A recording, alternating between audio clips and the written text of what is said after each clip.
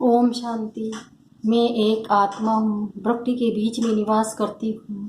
परम पिता परमात्मा की संतान हूँ। अपने कर्मों का पाठ बजाने इस साकारी दुनिया में आई हूँ। मैं अजर अमर अविनाशी हूँ। आँखों द्वारा देखने वाली, मुख द्वारा बोलने वाली, कानों द्वारा सुनने वाली चैतन्य शक्ति हूँ। ये शरीर मेरा एक वस्त्र है जिसे धारण कर मैं आत्मा अपने कर्मों का पाठ बजाती आई हूँ।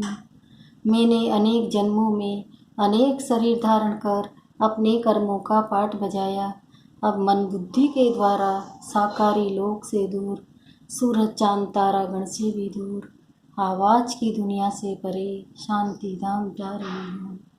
मैं शिव बाबा के सानिध्य में स्थित हूँ। अहो, यहाँ पर कितनी शांति ही शांति है, प्रकाश ही प्रकाश है। मैं आत्मा अपने निज स्वरूप में स्थित हूँ। मैं शांत स्वरूप आत्मा हूँ। मैं प्रेम स्वरूप आत्मा हूँ। मैं सुख स्वरूप आत्मा हूँ। मैं आनंद स्वरूप आत्मा हूँ। मैं पवित्र स्वरूप आत्मा हूँ।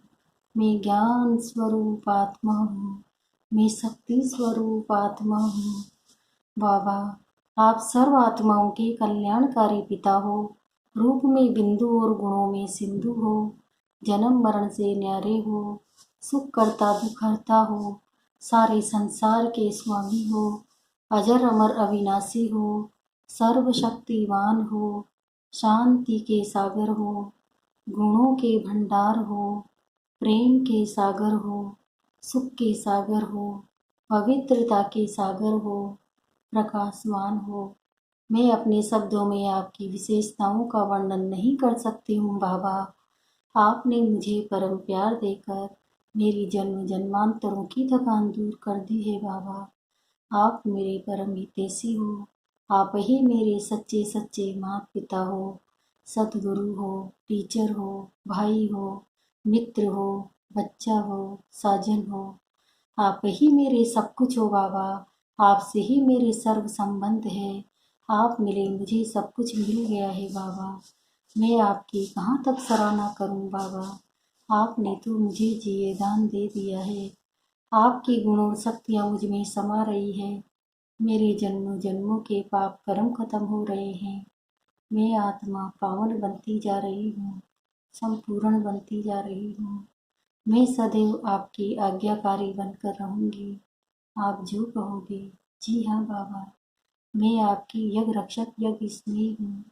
मैं आपकी हूँ, आपकी ही थी और सदा आपकी ही होके रहूंगी।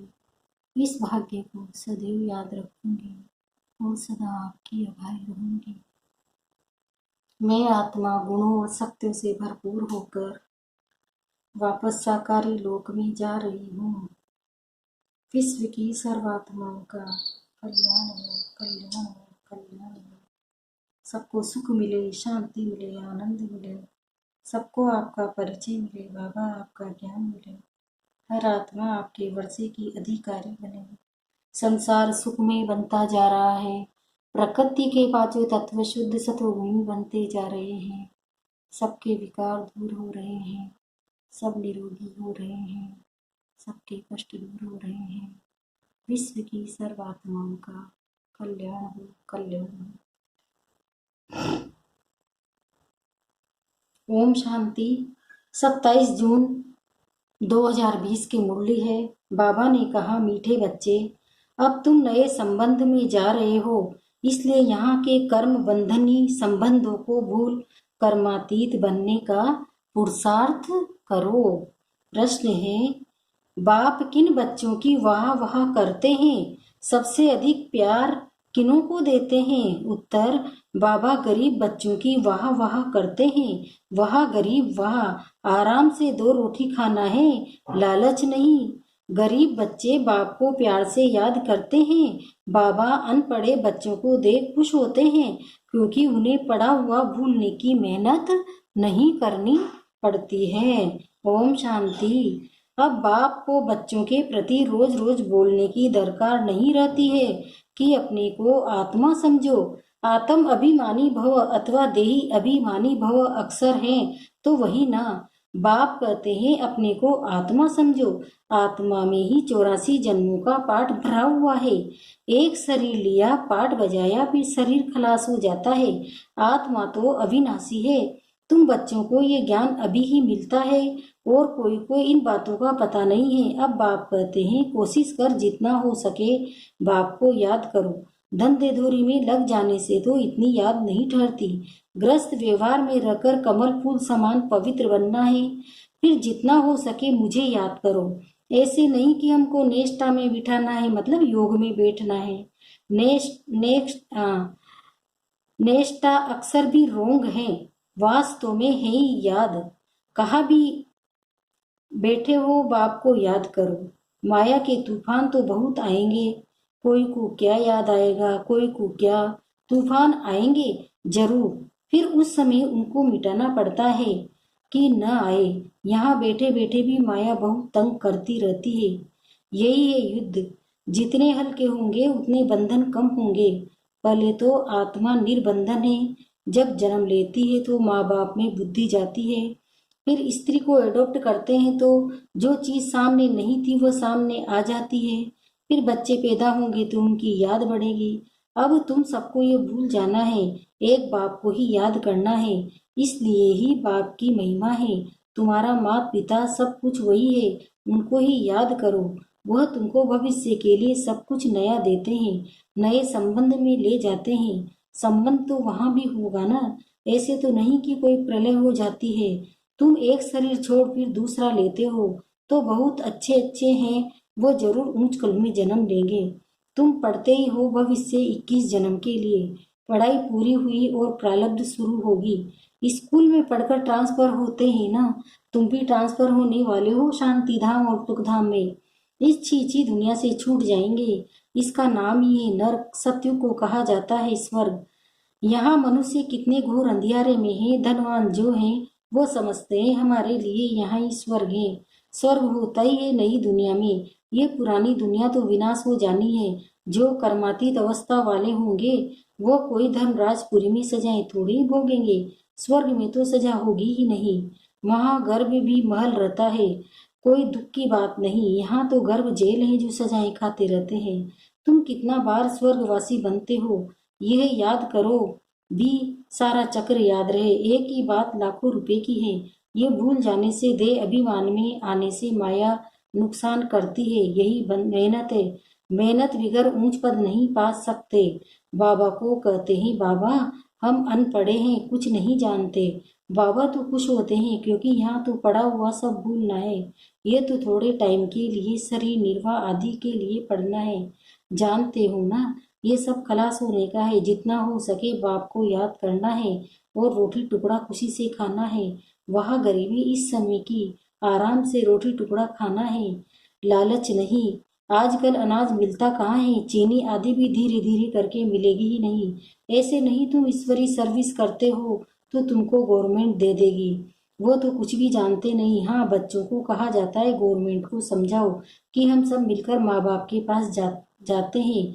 उनको बच्चों के लिए टोली भेजनी होती है। यहाँ तो साफ कह देते हैं कि है ही नहीं, लाचारी थोड़ी दे देते हैं। जैसे फकीर लोगों को कोई साहूकार होगा तो मुट्ठी भर कर दे देगा, गरीब होगा तो थोड़ा बहुत दे देगा, चीनी आदि आ जाती है। परंतु बच्चों का योग कम हो जाता है। याद न रहने के कारण, देहाभिमान में आने के कारण कोई काम नहीं हो सकता। यह कमाई पढ़ाई से इतना नहीं होगा जितना योग से होगा। वह बहुत कम है। माया याद को उड़ा देती है, रुस्तम को और ही अच्छी तरह पकड़ती है। अच्छे अच्छे फर्स्ट क्लास बच्चों पर भी ग्रहचारी बैठती है। ग्रहचारी बैठने का मुख्य कारण योग की कमी है। ग्रहचारी के कारण ही नाम रूप में फंस मरते हैं। ये बड़ी मंजिल है, अगर सच्ची मंजिल पानी है तो याद में रहना पड़े। बाप कहते हैं ध्यान से भी ज्ञान अच्छा है, ज्ञान से याद अच्छी। ध्यान में जास्ती जाने से माया के भूतों की प्रवेशता हो जाती है। ऐसे बहुत है जो फालतू ध्यान में जाते हैं, क्या क्या बोलते हैं, उन पर विश्वास नहीं करना। ज्ञान तो बाबा की मुरली में मिलता रहता है। बाप खबरदार करते रहते हैं ध्यान कोई काम का नहीं है, बहुत माया की प्रवेशता हो जाती है, अहंकार आ जाता है। ज्ञान तो सबको मिलता रहता है। ज्ञान देने वाला शिव बाबा है। मम्मा को भी यहाँ से ज्ञान मिलता था ना, उनको भी कहेंगे मन मना भो। बाप को याद करो, देवी गुण धारण करो, अपने को देखना है। हम देवी गुण धारण करते हैं, यहाँ ही देवी गुण धारण करने। कोई को देखो अभी फर्स्ट क्लास अवस्था है, खुशी से काम करते, घंटे के बाद क्रोध का भूत आया, खत्म। फिर स्मृति आती, ये तो हमने भूल की है, फिर सुधर जाते हैं। घड़ी घड़ी के घड़ियाल बाबा पास बहुत है। अभी देखो बड़े मीठे बाबा कहेंगे, ऐसे बच्चों को तो पर तो कुर्बान जाऊं। घंटे बाद फिर कोई न कोई बात में बिगड़ पड़ते हैं। क्रोध आया, सारी कमाई खत्म हो गई। अभी अभी कमाई, अभी अभी घाटा हो जाता है, सारा मदार याद पर ही है। ज्ञान तो बड़ा सहज है, छोटा बच्चा भी समझा ले, परंतु मैं जो हूँ जैसा हूँ यथार्थ रीति जाने। अपने को आत्मा समझ इस रीति छोटे बच्चे थोड़े ही याद कर सकेंगे। मनुष्य को मरने के समय कहा जाता है भगवान को याद करो, परंतु याद कर न सके, क्योंकि यथार्थ कोई भी जानते नहीं है। कोई भी वापिस जा नहीं सकते, न विकर्म विनाश होते हैं। परंपरा से ऋषि मुनि आदि सब कहते आए हैं कि रचता और रचना को हम नहीं जानते, वह तो फिर भी सतोगुणित है। आज के तमो प्रधान बुद्धि भी कैसे जान सकते हैं। बाप कहते हैं ये लक्ष्मी नारायण भी नहीं जानते, राजा रानी भी नहीं जानते, प्रजा कैसे जानेगी। कोई भी नहीं जानते, अभी सिर्फ तुम बच्चे ही जानते हो। तुम्हारे में भी कोई है जो यथार्थ रीति जानते हैं। कहते हैं बाबा घड़ी घड़ी भूल जाते हैं। बाप कहते हैं कहाँ भी जाओ सिर्फ बाप को याद करो, बड़ी भारी कमाई है। तुम 21 जन्म के लिए निरोगी बनते हो। ऐसे बाप को अंतर्मुख को याद करना चाहिए ना, परंतु माया भुलाकर तूफान में ला देती है। इसमें अंतर्मुख को विचार सागर मंथन करना है। विचार सागर मंथन करने की बात भी अभी की है। यह है पुरुषोत्तम बनने का संगम युग। ये भी वंडर है। तुम बच्चों ने देखा है एक ही घर में तुम कहते हो हम संगम युगी हैं, और हाँ पार्टनर व बच्चा आदि कलयुगी हैं। कितना फर्क है। बड़ी महीन बात बाप समझाते हैं। घर में रहते हुए भी बुद्धि में है कि हम फूल बनने के लिए पुरुषार्थ कर रहे हैं। ये है अनुभव की बातें। प्रैक्टिकल में मेहनत करनी है, याद की ही मेहनत है। एक ही घर में एक हंस दूसरा बगुला, फिर कोई बड़े फर्स्ट क्लास होते हैं, कभी विकार का ख्याल भी नहीं आता, साथ में रहते भी पवित्र रहते हैं, हिम्मत दिखाते हैं, तो उन्हें कितना ऊंच पद मिलेगा। ऐसे भी बच्चे हैं ना, कहीं तो देखो विकार के लिए कितना मारते झगड़ते रहते हैं। अवस्था वो होनी चाहिए जो संकल्प में भी कभी अपवित्र बनने का ख्याल न आए। बाप हर प्रकार से राय देते रहते हैं। तुम जानते हो श्री श्री की मत से हम श्री लक्ष्मी श्री नारायण बनते हैं। श्री माना ही श्रेष्ठ, सतयुग में ही नंबर 1 श्रेष्ठ, त्रेता में 2 डिग्री कम हो जाती है। ये ज्ञान तुम बच्चों को अभी मिलता है। ईश्वरीय सभा का कायदा है। जिन्हें ज्ञान रत्नों का कदर है, कभी उबासी आदि नहीं लेते हैं, उन्हें आगे आगे बैठना चाहिए। कोई कोई बच्चे बाप के सामने बैठे भी गुटखा खाते, उबासी देते रहते हैं, उनको फिर पिछाड़ी में जाकर बैठना चाहिए। ये ईश्वरीय सभा है बच्चों की, परंतु कई ब्राह्मणियां ऐसे ऐसे को भी ले आती है।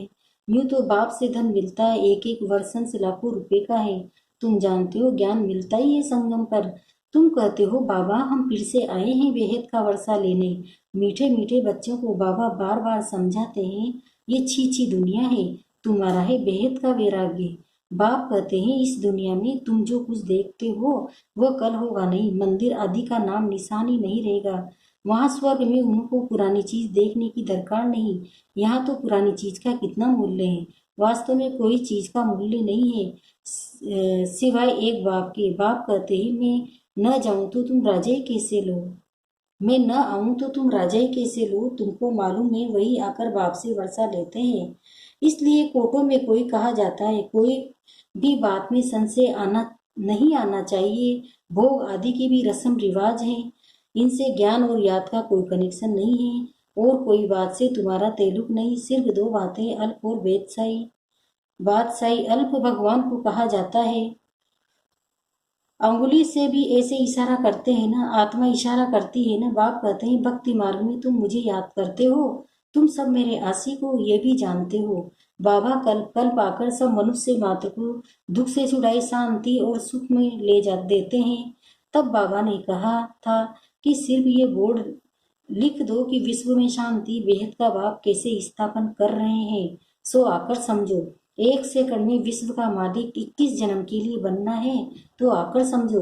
घर में बोर्ड लगा दो, 2-3 पेड़ पृथ्वी पर भी तुम बड़े से बड़ी हॉस्पिटल यूनिवर्सिटी खोल सकते हो। याद से 21 जन्म के लिए निरोगी और पढ़ाई से स्वर्ग की बादशाही मिल जाती है। प्रजा भी कहेगी हम स्वर्ग के मालिक है। आज मनुष्य को लज्जा आती है क्योंकि नर्कवासी है। खुद कहते हैं हमारा बाप स्वर्गवासी हुआ तो नर्कवासी हूं ना। जब मरेंगे तो स्वर्ग में जाएंगे। कितनी सहज बात है। अच्छा काम करने के लिए खास कहते हैं ये बहुत महादानी था, ये स्वर्ग गया, परंतु जाता कोई भी नहीं है। नाटक जब पूरा होता है तो सभी स्टेज पर आकर खड़े होते हैं। ये लड़ाई भी तब लगेगी जब सभी एक्टर्स यहाँ आ जाएंगे, फिर लौटेंगे। शिव की बारात कहते हैं ना, शिव बाबा के साथ सभी आत्माएं जाएंगी। मूल बात अभी 84 जन्म पूरे हुए हैं। अब इस जूती को छोड़ना है। जैसे सर पुरानी खाल छोड़ नई लेते हैं, तुम नई खाल सतयुग में लेंगे। श्री कृष्ण कितना खूबसूरत है, कितनी उसमें कशिश है, फर्स्ट क्लास शरीर है, ऐसे हम लेंगे। कहते हैं ना हम तो नारायण बनेंगे। ये तो सड़ी हुई छींची खाल है, हम छोड़कर जाएंगे नई दुनिया में। ये याद करते खुशी क्यों नहीं होती जब कहते हो हम नर से नारायण बनते हैं। इस सत्यनारायण की कथा को अच्छी रीति समझो। जो कहते हो वो करके दिखाओ। कहनी करनी एक चाहिए, धंधा आदि भी भल करो। बाप कहते हाथों से काम करो, दिल बाप की याद में रहे। जितनी जितनी धारणा करेंगे उतना तुम्हारे पास नॉलेज की वैल्यू होती जाएगी। नॉलेज की धारणा से तुम कितना धनवान बनते हो। यह है रूहानी नॉलेज। तुम आत्मा हो, आत्मा ही शरीर से बोलती है, आत्मा ही ज्ञान देती है, आत्मा ही धारण करती है। अच्छा, मीठे मीठे सिकिलदे बच्चों प्रति माता पिता बाप दादा का याद प्यार और गुड मॉर्निंग। रूहानी बाप की रूहानी बच्चों को नमस्ते। हम रूहानी बच्चों की भी रूहानी माता पिता बाप दादा को याद प्यार गुड मॉर्निंग, नमस्ते नमस्ते नमस्ते। धारणा के लिए मुख्य सहारे पहला है शुक्रिया बाबा, शुक्रिया आपका पद्मा पदम शुक्रिया। पहला है इस पुरानी दुनिया की पुरानी चीजों को देखते हुए भी नहीं देखना है। नर से नारायण बनने के लिए कहनी करनी एक समान बनानी है। दूसरा है अविनाशी ज्ञान रत्नों का कदर रखना है। ये बहुत बड़ी कमाई है, इसमें उबासी या जुटका नहीं खाना है। नाम रूप की ग्रहचारी से बचने के लिए याद में रहने का पुरुषार्थ करना है। वरदान है साथी और साक्षीपन के अनुभव द्वारा सदा सफलता मूर्त भव। अब इसका विस्तार बता रहे हैं बाबा। जो बच्चे सदा बाप के साथ रहते हैं वह साक्षी स्वतः बन जाते हैं, क्योंकि बाप स्वयं साक्षी होकर पाठ बजाते हैं तो उनके साथ रहने वाले भी साक्षी होकर पाठ बजाएंगे। और जिसका साथी स्वयं सर्वशक्तिमान बाप है वे सफलता मूर्त भी स्वतः ही बन जाते हैं। भक्ति मार्ग में तो पुकारते हैं कि थोड़े समय के साथ का अनुभव करा दो, झलक दिखा दो, लेकिन आप सर्व संबंधों से साथी हो गए तो इसी खुशी और नशे में रहो कि पाना था सो पा लिया, काम क्या बाकी रहा। स्लोगन है व्यर्थ संकल्पों की निशानी है मन उदास और खुशी गायब। ओम शांति।